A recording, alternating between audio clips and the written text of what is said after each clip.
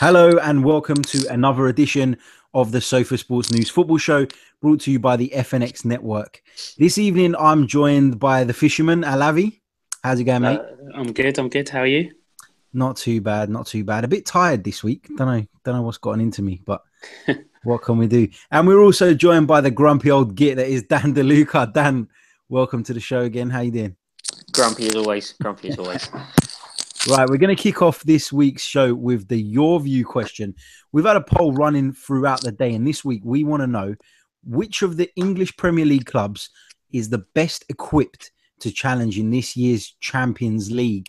I'm going to start off with the panel on this one, and then we're going to go to what our group voted throughout the day. Alavi, I want to start off with you on this one. Which Premier League club is the best equipped to challenge in this year's UEFA Champions League? Well, the obvious answer is City because of the squad depth, isn't it? So I'd have to go with them. I think you've really got to look at who will actually prioritise the Premiership, because I think we'll get to the latter stages of the season and I think Pep will want to win it more than the others. I really do, because for Mourinho, I think the league's his bread and butter, and Man United haven't won it for a few years. Chelsea were probably they were the last English club to win it, weren't they? So I can just see someone like Pep using his best players, and I know that's some statement for City, but let's just say, for example, he wants to go with one up front. He sees that as his preferred way of playing. I think he'll choose whoever he prefers out of Aguero and Jesus for the Champions League, and I think he'll play the other one in the Premier League. So I'll go for City because of the squad depth. And I'd probably say Chelsea second, if I'm honest. I could just see Mourinho really going for the league. Okay, DeLuca, what about yourself? Yeah, I disagree with Alavi. I'd say Manchester United, and Mourinho is the prime factor for that. He just knows that he knows how to manage in every situation against every team, and I think when it gets to the later stages, that's where I think. Let me start actually by saying I don't think any of the five are going to win the Champions League. I don't think any of the five are overall good enough. Obviously, player for player, City are the most frightening proposition. But like I always say, you have to be able to defend. And the defensive record so far in the league this season is okay, but they've yet to really be tested or play anyone decent. Liverpool were down to 10 men, unfortunately, which sort of killed that game off. I think Mourinho, his game management will make Man United the most likely to win of the five. Obviously, I think you can discount Tottenham and Liverpool. Don't think their squads are strong enough. But out of the three, I just think Mourinho his obsession with the Champions League and winning it and having all the cameras on him at the end, I think that will outweigh the Premier League if he gets to a straight choice between the end. And I think Man United will be in good shape. Harry, I guess you can sit out this question because I know that's some statement for City. But let's just say, for example, he wants to. You want me to sit this one out? Oh well, I just think associated with Arsenal, it's probably not something you want to bother contributing to. Well, I will contribute, and I'm going to say Chelsea. I think they're the best equipped because I think they have the best tactician in Antonio Conte. I think his system is tried and tested. It worked last year. And you know what? I know people say they won the title so easily last year because they weren't in the Champions League. But I think Antonio Conte is the kind of manager that's suited to European football. So I expect Chelsea to have a good run at it this year. If I turn to our group, our Facebook group, we put the poll out there earlier on today, and the majority voted Manchester City. So they agreed with Alavi. Second was Manchester United, and third was Chelsea. Tottenham and Liverpool didn't even get a vote. So it was pretty unanimous in that sense. Let's turn our attention to tonight's Champions League games. Spurs won 3-0 in Cyprus away to Cypriot champions Apoel, and Harry Kane bagged himself a hat-trick. DeLuca, you watched the game. I watched some of it. What did you think of Spurs tonight? Not that great, to be honest. I feel a little bit for Apoel coming in with a 3-0. What appears to someone picking up someone looking online to see what the score was when I watched the game. They'd see that as a comfortable win. It was anything but. I thought Spurs started pretty well. controlled the early parts of the game, and then Apoel come into it, and I think Spurs underestimated Apoel's ability to attack going forward, and that really, once the game started to get away from Tottenham, he got a bit hairy just before half time. Then Kane obviously scored his first goal, and then 15 minutes after the break, it was really a bit concerning. And I was sitting there wondering whether we were going to hang on to a 1-0 draw, and then obviously top strikers like Harry Kane can take teams apart very, very quickly, and that was that. But it certainly weren't a 3-0 result. Really, really pleased to get the 3 points in the end, because at one point it was looking like it was going to be a tough night. There's a lot of Harry Kane love flying around social media at the moment, and the game's only just ended. Alavi, how good is Harry Kane? I mean, I watched the Dortmund game, so outside of today, I'll still maintain that I don't think he's one of the best sort of 5 strikers in the world. Okay, I think he recently is he the only English player to get onto like the 55 FIFA shortlist for their team? So obviously he has got praise from around the world. I'm very biased towards what I call classy strikers, and I know DeLuca will definitely come back and say that he's not classy, but I just think that Aguero, for example, in the Premier League, even Sanchez, I have to say that I just think that they are still that level above. However, he's probably the best English player at the moment with Sterling. So whether that's saying much or not, you can't deny that he's quite a well-rounded striker at the moment. Yeah, it's a fair point.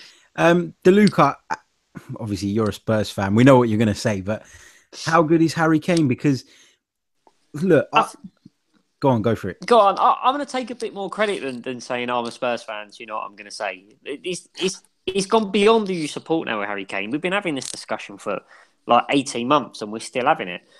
Last week, Aguero scored a couple. The debate was, is he better than Kane?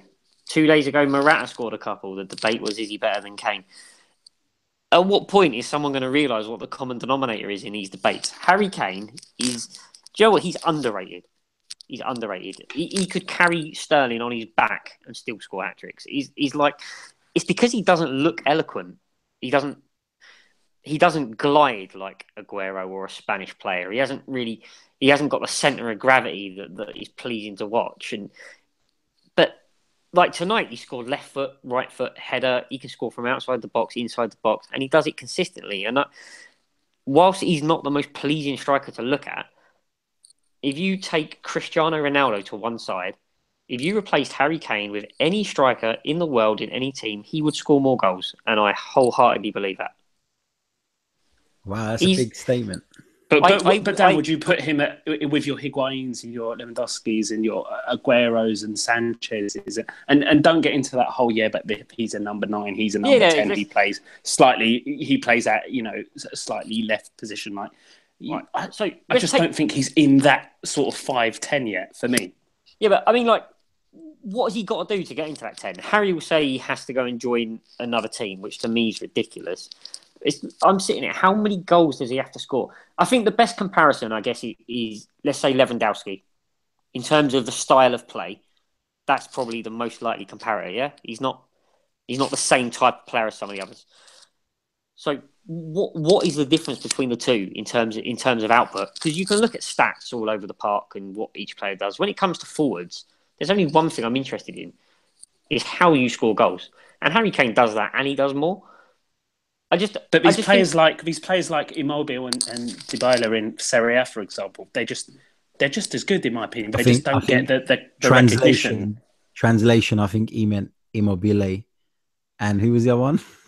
The Juventus kid, Dybala. Dybala, yeah, that's the one.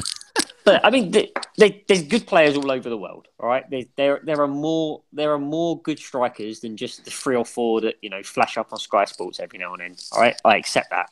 But I'm looking at a guy who scores goal after goal after goal after goal. And I don't want to compare him with other strikers anymore. I want to look at him as the individual player that he is. See him banging in goals from all over the park with every part of his body, week in, week out, home, away, against top teams at the rented stadium in northwest London. Wherever he is, he scores goals.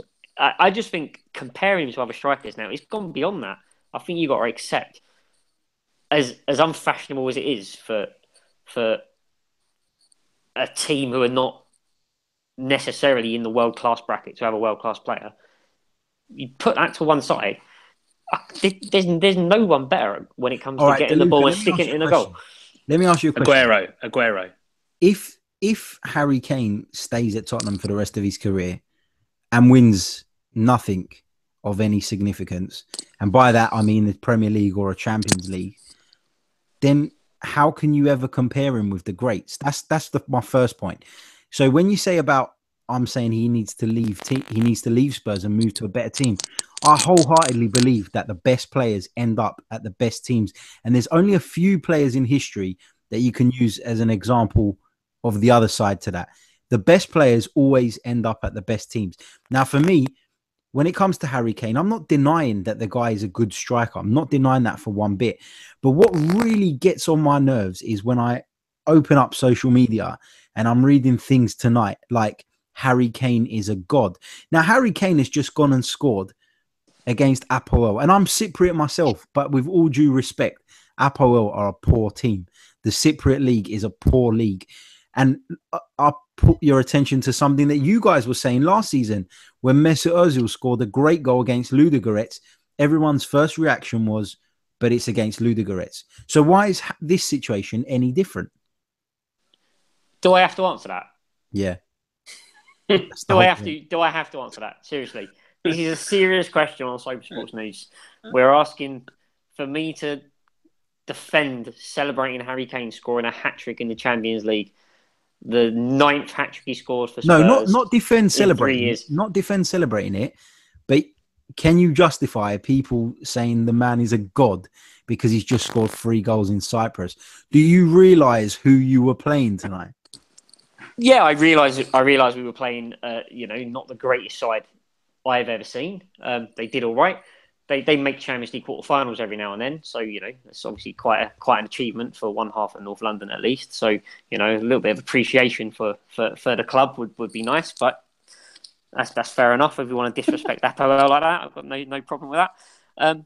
He scored 2 last time against Dortmund. He scored against Man United. He scored against Liverpool. He scored against Chelsea. Like, you name a team he's played against, he scored.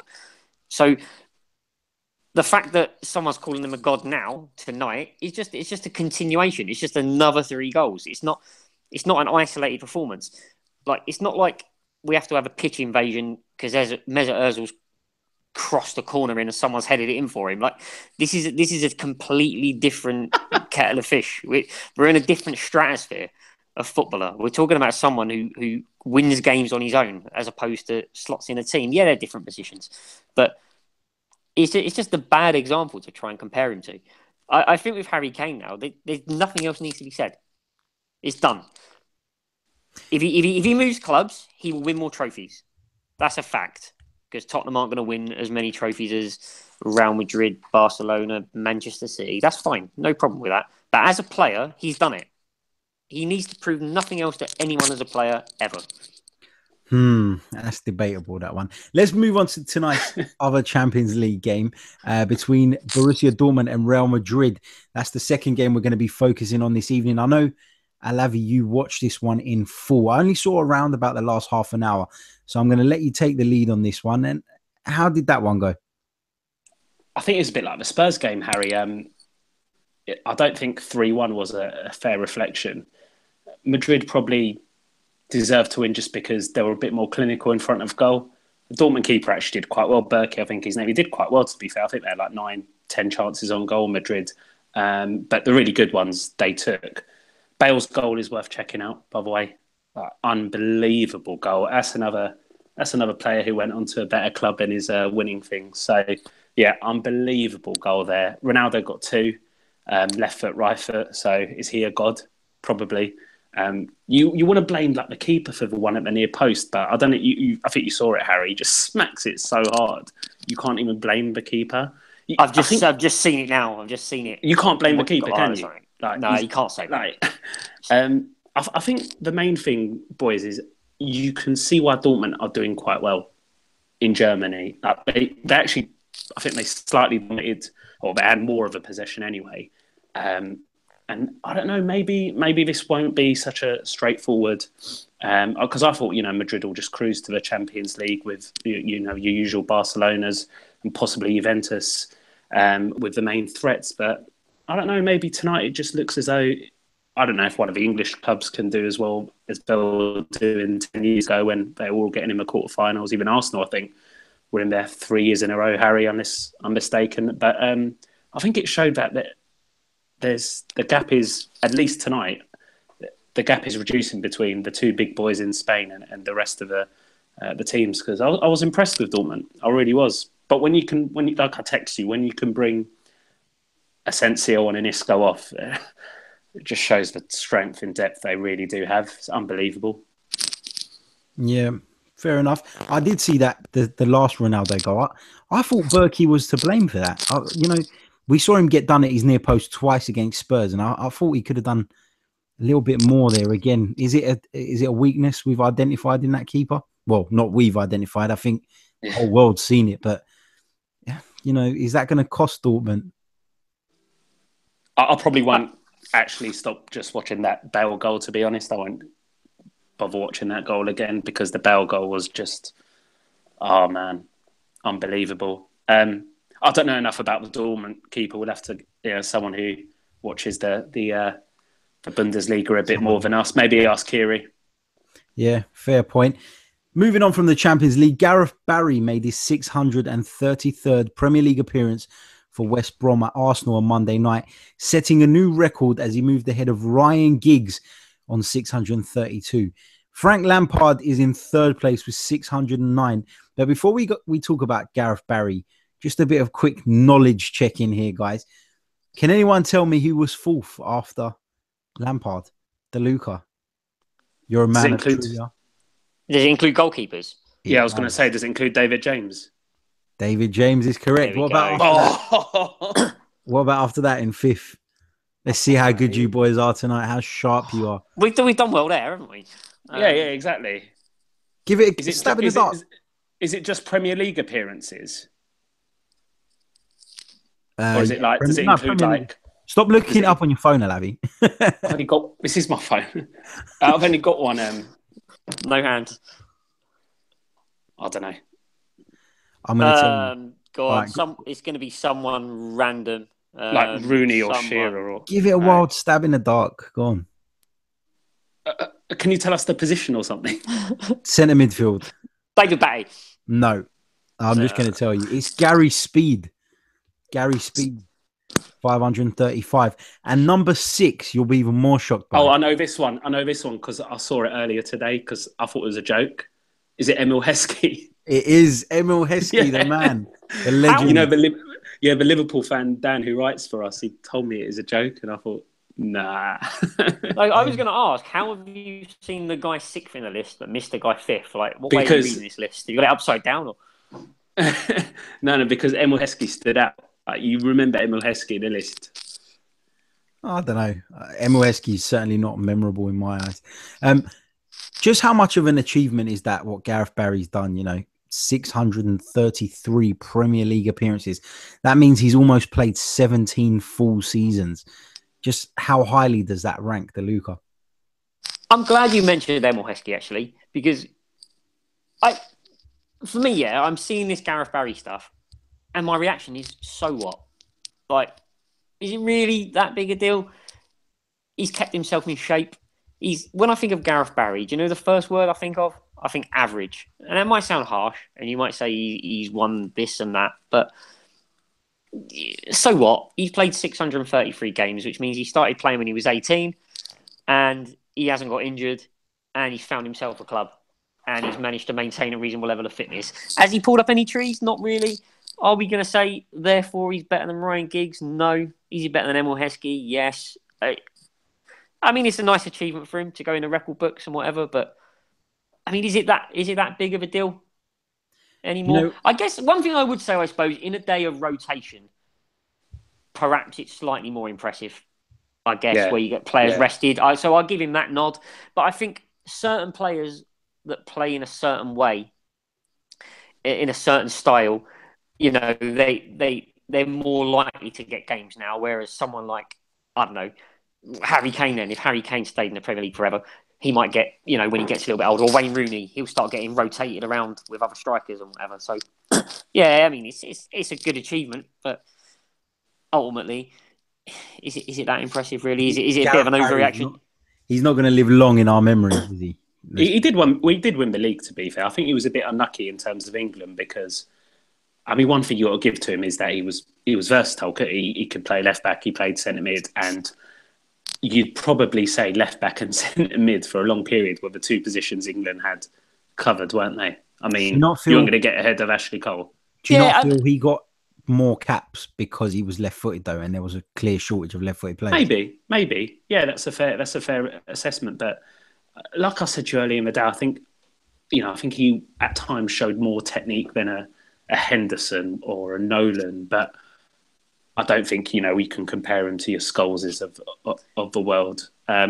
But you know what? Like, no one has not many have a bad thing to say about him. You saw the Arsenal gesture; I thought that was quite good. So that does count for something. He's a sort of player as well who'll probably play till he's like 40, won't he? He looks after himself. Yeah, he was the one who supplied the ball for Rodriguez before he was assassinated by Mustafi on Monday. It was a good ball. It was a good ball. So you can't. He's obviously still got the technique and the awareness to do stuff like that. But obviously, Arsenal's Bobby Madley came to help them there. So, yeah. I mean, it's not a great... Look, Dan, you're saying so what? But, I mean, what would we do to play like 2 or 3 games in the Premiership? I just think, something I found really interesting about this was I saw an interview with Gareth Barry this morning. I heard a soundbite. I think it was from a radio interview. And I just thought, you know what? They asked him about it, and you'd expect him to say, yeah, you know what? I've been fortunate. I've played in some great teams, and I've had some good managers, and I've had a great career, and I've been fortunate with injuries. And he just was blowing his own trumpet. Like, yeah, it's an absolutely fantastic achievement, and my family were all there, and I'm so proud, and, it's an unbelievable, unreal thing to do. And I'm just thinking, come on, mate, like, you can be a little bit more modest here. I don't know. I didn't like that. I didn't like that interview at all. But who am I to complain? When it became apparent Diego Costa would be leaving Stamford Bridge for pastures new, many Premier League fans thought Antonio Conte would have a hard time replacing him.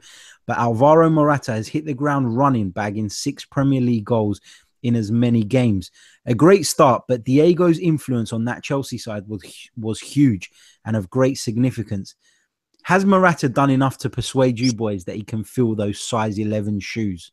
Alavi. It's funny because I looked up the article I wrote, one of the first ones for SSN, and it was about Morata.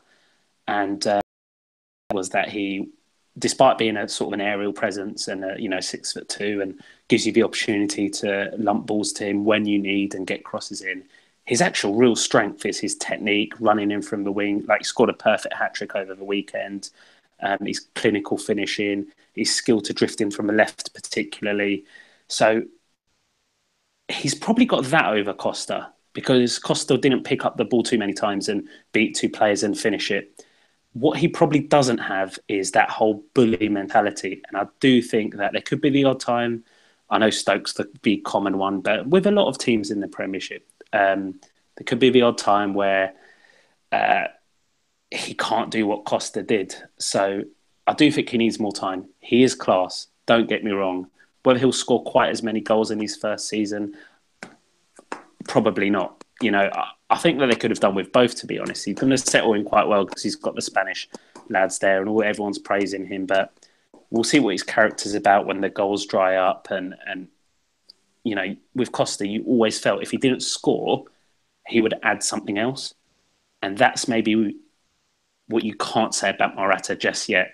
Or he's not exactly a bad signing. They paid enough for him. And I've always rated him, so I hope he does do well. DeLuca, what about yourself? Do you feel that Morata can fill those size 11s? By the way, I don't actually know Diego Costa's shoe size. I'm guessing. based on his height and his weight. You've seen him on the showers, yeah? No, not quite. Have they got a chant about it? Or Oh, God. I agree with Alavi on most things, although our view on Diego Costa as a footballer differs slightly. I agree completely with what Alavi said there about Well, there's a surprise. What Costa offers outside of just Similar. goals. Smart. Good looking sometimes. DeLuca's becoming the new Kiri. What's going on? I agree. Yeah, I agree. No, because he's agreeing and disagreeing. I agree and disagree, and then ultimately just agree. No, I agree where he says, like, when he's not scoring goals, Diego Costa offers more. And Diego Costa has an edge that can turn games in your favour without the football by winding up the defence, by unsettling people. And Chelsea will miss that. Overall, I didn't think Chelsea would miss him too much, because Chelsea have got the spending power and the ability to attract players. And they've brought in Morata, who has played in Champions League finals. He scored in a Champions League final, and he scored goals in Spain, and he scored goals in Italy. So you're getting a player who's got pedigree and he's going to find the net. If you're talking about bullying and the physical side of the game, under normal circumstances, Stoke has always been a benchmark. I know Stoke have softened up in the last couple of years, and they had a couple of centre-halves missing, but he's gone there and he scored a hat-trick. I know that Diego Costa in his first season in the Premier League scored 21 goals. And I know that because I had a bet with someone that he wouldn't score more than 20, and I had to pay out. So I remember that very well. Not for the first time either.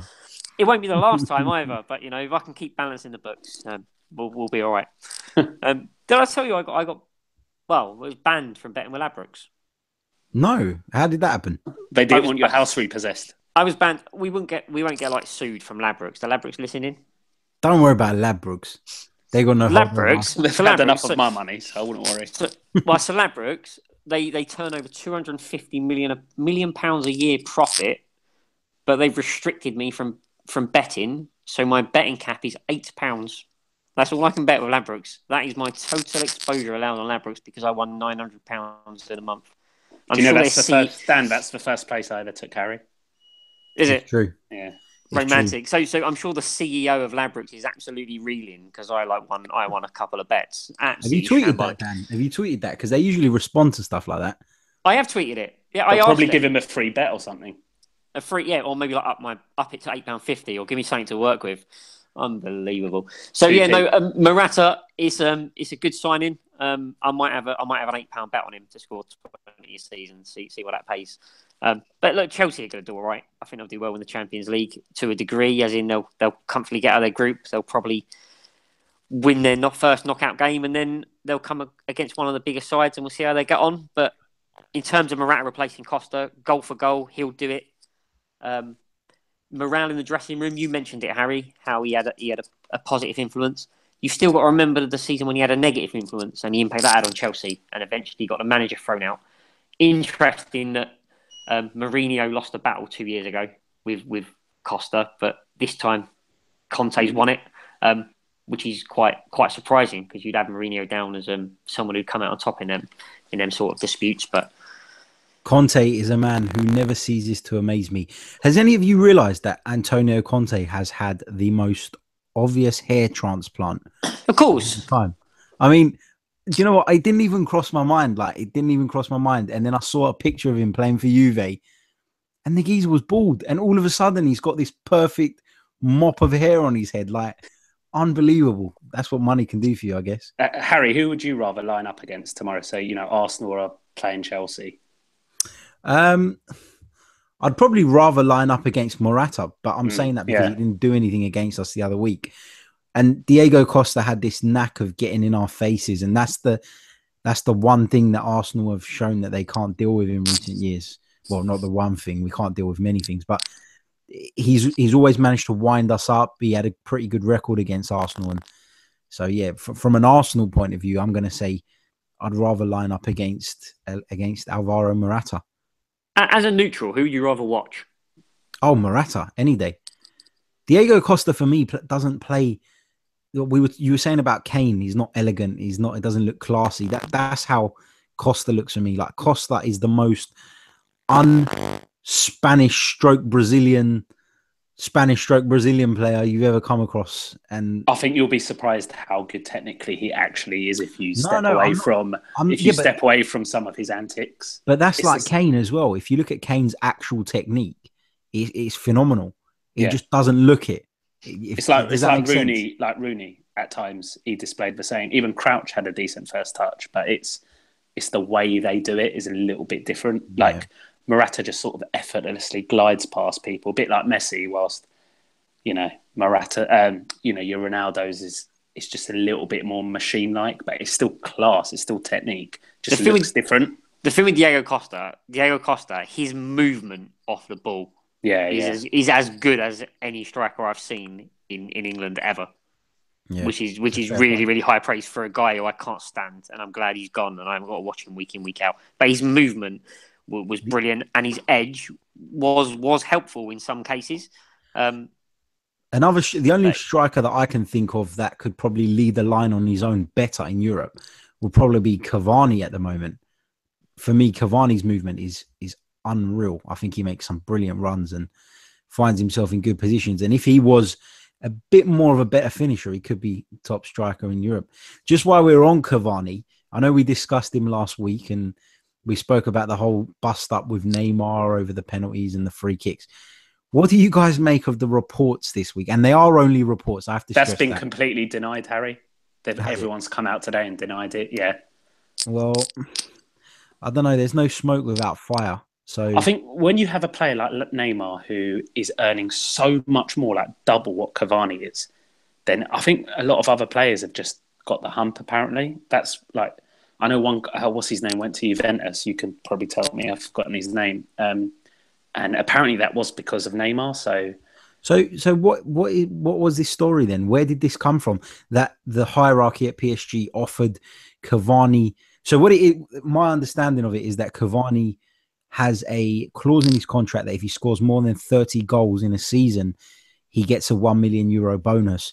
And the hierarchy at PSG offered to pay that bonus out early in exchange for him giving penalty duty to Neymar, because apparently that's why Cavani is so adamant he doesn't want to give up the penalties.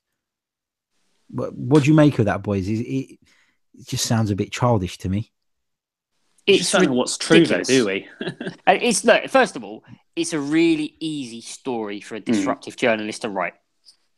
It's and you'll see it will happen in this country. Someone will write a story at a convenient time because it's easy. An argument in the changing room when a team have just lost 4-0. Like no one's been in the changing room. It's just easy. So I wouldn't take it on face value what's been written. Obviously, Neymar's going to earn more. I can't imagine Cavani being poor, and Cavani should be accepting that Neymar is the main man at the club. So if he's got an issue with that, I'd be surprised. So that's the first thing. I don't really like goal bonuses as a general rule, as in pay a player per goal. But to have a player on that sort of deal, it's got to be detrimental to the football club at a certain point. We know that players are driven by money. You see players leaving clubs to go and earn 150 grand a week isn't quite enough. So I can't live off of that, so I'll move on. And when you're in a position where you've got a player who is thinking about that rather than making the right pass or taking a shot from an angle when there's a guy in the middle, if a team have got that sort of clause in a striker's contract, that's really irresponsible. And I just find that ridiculous if that's the case. I've got to be honest. Matuidi was the player, Harry. Sorry. Okay, interesting. Remember, he's gone to Juventus apparently Di Maria's fallen out. Apparently, it's all because of Neymar, but we just don't know this. Yeah, but you look at Blaise Matuidi or Matuidi or however you pronounce his name in French. He burst onto the scene 4 or 5 years ago, but over the last year or two, he's been a bit part player in that squad. He's not been a first team player. So if he's leaving, it's not going to be because Neymar's turned up. It's not. I find that really hard to believe. I find that hard to believe, especially considering that they don't play in anything like the same position. So that for me sounds a bit, I don't know. Anyway, 2 more players whose summers were dominated by transfer speculation are Alexis Sanchez of Arsenal and Felipe Coutinho of Liverpool. Lads, were their respective clubs right to hold on to them, Alavi? Why don't we speak about Coutinho and then we'll hand over Sanchez to you then? Far away. Yeah. So I think, again, I spoke to our Liverpool writer, Dan, and he said something that really interested me. He said, how come Coutinho has put in a transfer request and being applauded by everyone whilst the manager has not let off Sacco for coming into training late one day? Like that, it really made me think. It was quite a good point. With Coutinho, it doesn't exactly hinder Klopp that it's a World Cup year and he knows he needs to get the best out of him. I mean, at the weekend, he was sensational. That free kick, that Leicester wall was huge. And to put it in the corner where you know Schmeichel is going to start edging towards there anyway, and he still beat him, the cross for the first goal. He's clearly their best player. If he can continue in a front, or just behind, actually, the three that played today, Mane, Firmino, and Salah, who's been as good as I said he'd be, then there's no reason why he just can't play out the season and get his dream move to Barcelona. You can't begrudge the guy going to Barcelona, but it's in everyone's interest in he plays well. So it's not in his character. And I think you'll probably say the same about Sanchez. It's just not in his character he's not a Berbatov, is he? He's not going to go off in a mood because he's not got the transfer he wants. You know, he made it quite clear. Apparently Barcelona lied as well about the fact that they sort of agreed the odd fee. Apparently there was never a fee agreed and Liverpool just didn't want any money, whatever was offered.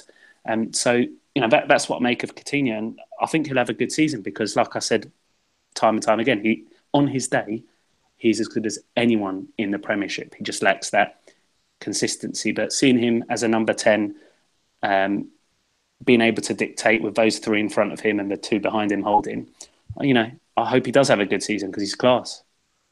DeLuca, what do you make of the whole scenario?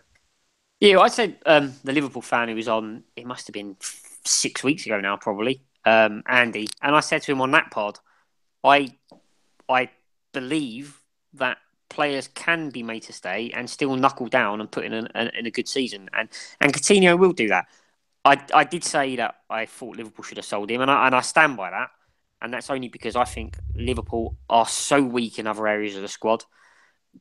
If finances are the problem, they should have taken the punt that someone else will chip in with Coutinho's goals. All right, you've got a slightly weaker player in there, but the position as a whole is still pretty strong. Their attacking midfield areas is good enough to get them the goals they need to win both football matches, and their defence and their goalkeeper situation is still so laughable. If I was in charge of Liverpool, I would have taken a punt, as risky as it was. I don't think Liverpool have got that much to lose, to be honest. So, for those reasons, I probably would have still sold Coutinho. The difference between Coutinho, like Alavi says, he knows he's a good footballer. He knows he's going to get his dream move in a year's time. He's not going to hinder that. We're talking about a top player. We're not talking about, like, you know, when players want their move and they push for it. Sanchez, Coutinho is different. They can go where they want to go.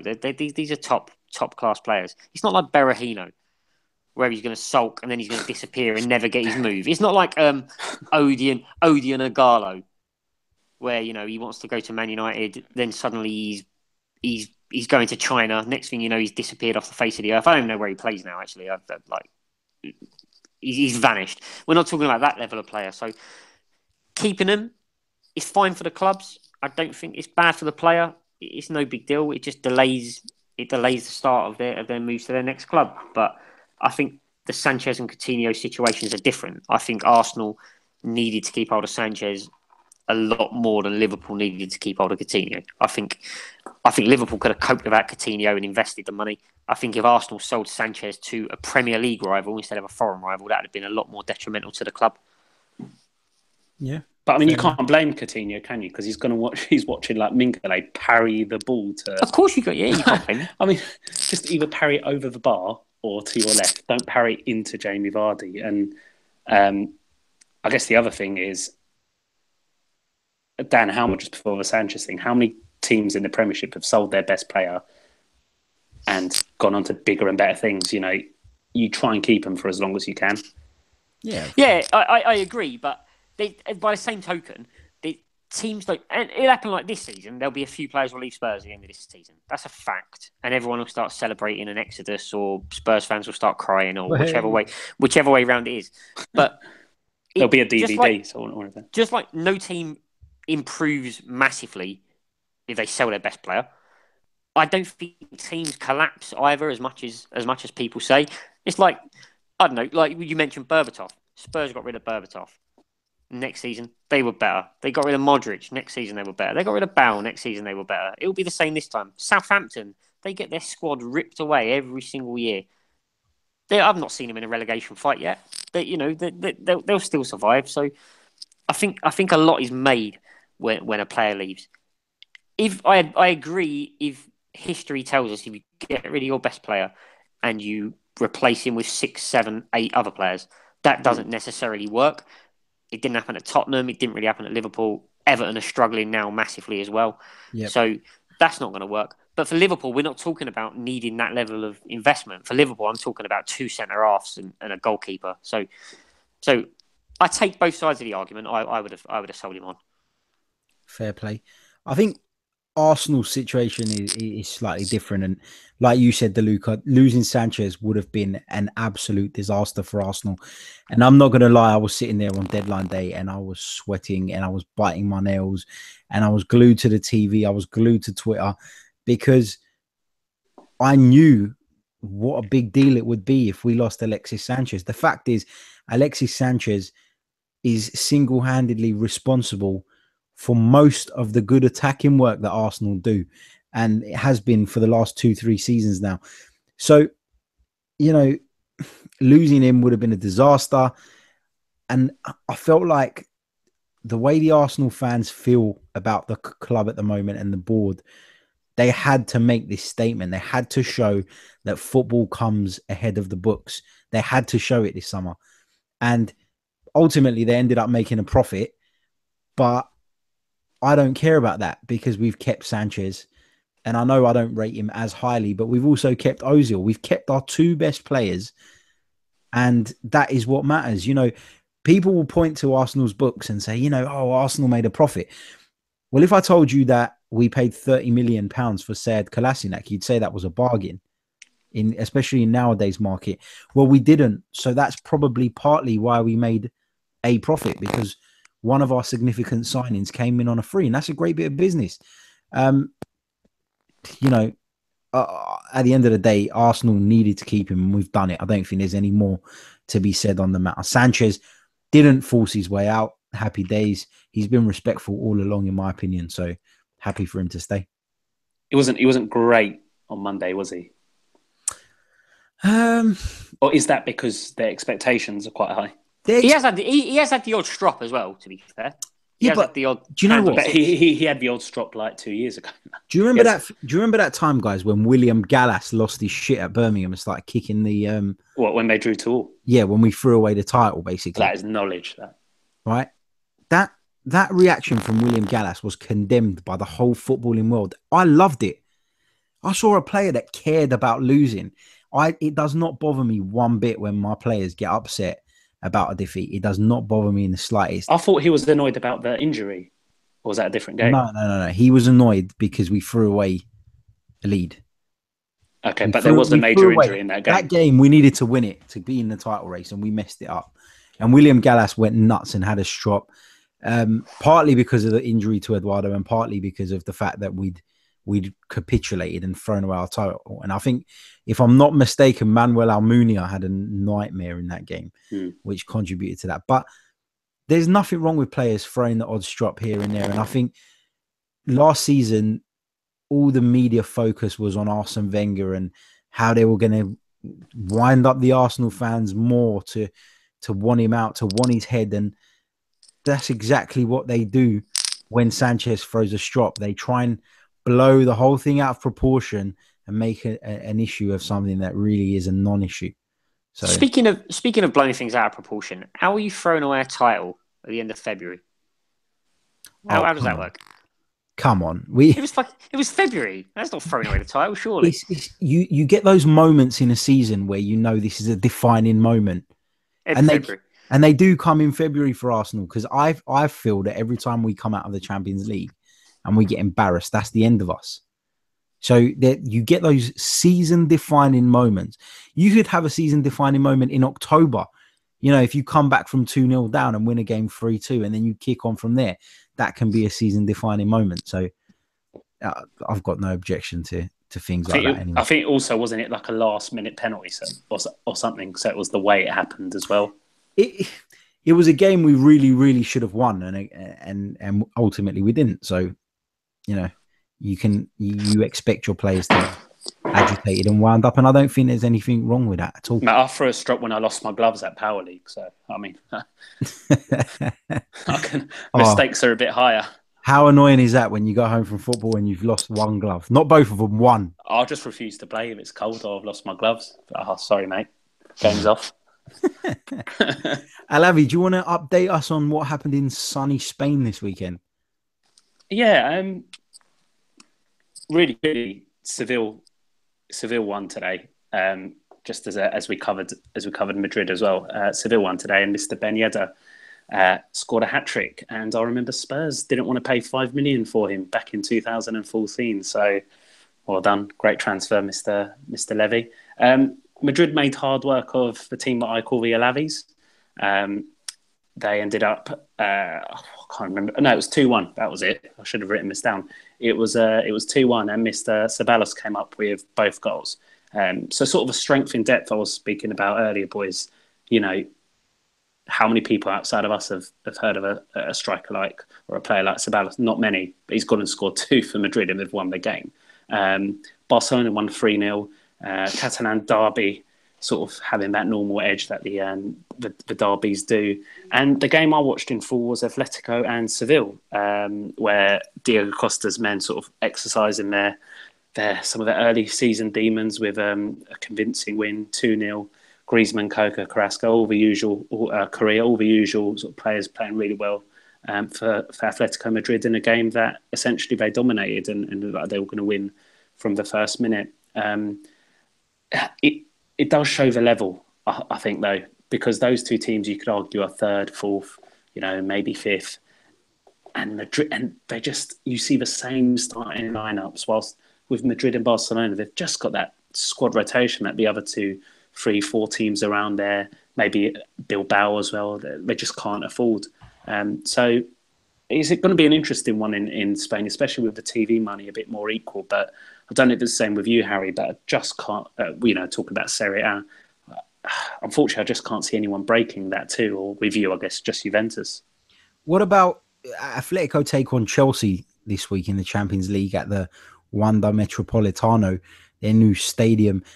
Alavi, you've seen quite a bit of Atletico and you've seen quite a bit of Chelsea. If you had to stick your neck on a line and put a prediction on this one, where would you go? It's Chelsea are away, aren't they? Yeah.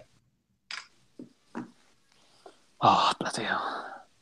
We put him on the spot. He can't get off the fence. Get off Do you know what? I He's don't think he can do it. No. Simeone, over the course of a season, I don't think he could say win a league at the moment. But in a one-off game, I think they can hold Chelsea. I think they can hold Chelsea to a draw. So you're going for a draw? Yeah, I'll go 1-1. You? DeLuca, quick prediction on that? Athletic Madrid are going to win. Okay, I'm going to go with a draw as well. I'm going to sit on the fence. You're going to probably replay like all 7 goals after I've said this, but I can't imagine it will be a thrilling, 4-3 game either way. I will have some money on the under 2.5. There's no question about that. Yeah, you'll have £8, mate. Boy, it won't be with Labrooks. Yeah, that's it. Because that's what I'm allowed now. It's like I'm allowed to bet £8 on my missus has me home before 10 o'clock. It's just my life's in ruins. He's gonna have an ankle tag next as well. Shocking. Moving on to Serie A, was pretty much business as usual. Inter, Lazio, Roma, Juve and Napoli all won, but Vincenzo Montella's AC Milan side suffered a 2-0 defeat in Genoa at the hands of Sampdoria. Now, I watched this one in full and it was a bit of a strange game. There was a weird atmosphere. I don't know if you guys are aware, but of a player called Duvan Zapata. He is the cousin of Milan defender Christian Zapata. And it was a strange goal, the first one, because Christian Zapata makes a horrific mistake and basically puts it on the plate for his cousin. Now, well, with the Italians' record of match fixing, we could all question that one, but I won't. I won't. And then the game was sealed on 92 minutes when Ricky Alvarez came on and finished nicely into the far corner. But I was concerned. I thought you had high hopes for AC Milan, Harry. I did. And I was really concerned with their performance because Milan haven't been performing great this season, but they seem to have been getting results up to now. And I've been looking at them and saying, fine, they need to gel. They've spent 175 million or whatever it was this summer, but that can only go on for so long. And then they need to start putting performances together. And on the weekend, they were awful. Sampdoria were the better team from start to finish. And there's no doubt in my mind that they deserve to win that game. From a Sampdoria point of view, though, there's one player that I would advise you all to take a good look at, and that's young Lucas Torreira, who's a 21-year-old Uruguayan midfielder. He basically ran the midfield on his own. Not a player I knew too much about previously, but having watched him on Sunday, I was really, really impressed. So someone I'll be keeping an eye on in the future. I've seen a video of him and it just says Torreira Pass Master or something like that. So I'm guessing it's the same. Yeah, he does the easy things. The simple. He's tiny. He's either tiny one. Yeah, he's tiny. Okay. Doesn't look like he can play that role, but he really, really can. Fantastic player. In answer to your question though about someone breaking the Juve dominance, I do think it will be an open title race. I don't know what De Luca thinks. It looks like there will be 2 or 3 teams in the race this year, and my money's on Napoli if I had to pick someone to push them the closest. Napoli have got great chances this season. Napoli have been a good side now on the peripheries for about 7 or 8 years, and it's the closest big city to where I live in Italy. So obviously follow Napoli. But what they've got there, they've got good players, but now they've got good players who have been playing together for a good few seasons, and now they're really starting to step it up. They've matched Juventus this season, 6 wins from 6. They've lost their opening Champions League game. All right, they've won tonight, so they've sorted that out. But they lost away in Shakhtar, which was a disappointing result. But they've got obviously Hamzic is a great player. Dries Mertens is scoring goals. Insigne, he had some injury troubles a couple of years ago. Didn't really get on with Benitez for whatever reason. But now he's playing well and he's chipping in with goals. They've got a really, really good team there. Didn't their manager never play football or something? All the best managers never play football. Is it Sarri or something? Don't think that's an issue, is it? Really? No, it's not. Wenger never played to a high level. No. Mourinho didn't play at all. Well, not to any standard. There's a difference between not playing to a high level and not playing at all. I thought Mourinho played to a half decent standard. Him and Wenger played in the lower divisions, didn't they? Yeah. I don't know. Do you think you could manage a football team? Me? No. I reckon you could manage a football team.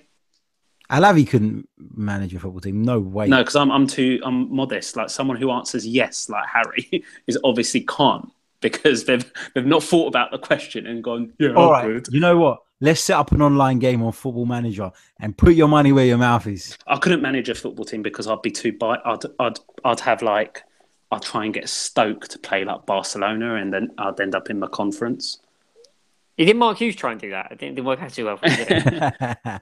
I'd be too principled. That's why I don't win fantasy, because I pick David Silva every game and refuse to have anyone called Cahill. Speaking of Mark Hughes, sorry Dan. Speaking of Mark Hughes, surely this whole thing of Stoke being a tough place to go is starting to come unstuck. You know, they seem to get thumped. But you can't. The thing is, I agree. How did Arsenal get on there? How did Arsenal get on there last month? Sorry. Is that the game where we were denied the penalty? I don't know. I can't remember. Don't start on Arsenal decisions. Yeah, that's what I thought. But the thing is, Harry, you can't have a go at Hughes for they're not as tough anymore to beat in terms of the big players. And then they've got some quite, you can't deny that some of their players have got flair and everything. They do occasionally play half decent football. So then you can't you've got to be fair to him and give him No, that. You can't just say he's none of the two. I've got no objection to teams playing to their strengths. I just think when it's to the point where you're endangering your opponent, that's where I draw the line. But I've got no objection to teams playing to their strengths. And do you know what? When we had Terry Phelan on the show, I thought that was a really good conversation, because if you actually listen to what Terry said, the Wimbledon Crazy Gang, as an example, that's a team that people thought couldn't play football to save their lives.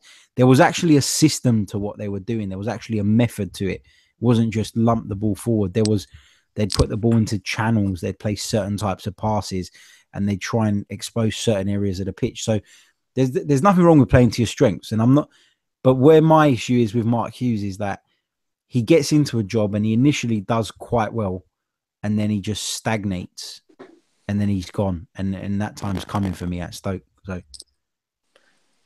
it'll be interesting to see how people like, if like, I don't know, what does Roy Hodgson do as an example? Like, does he try and continue? Yeah, but does he try and continue with what, De Boer's obviously trying and failing? He can't, can he? Putting a Serbian. Well, this is it. I know he doesn't have any strikers, but what do you do? The thing is, it's easy for me. I've just turned around and said I would want my team to play like Barcelona, and if they get relegated like Martinez, then fine. But it's very difficult when you're in that actual position. So, like, what does, for example, Hodgson do?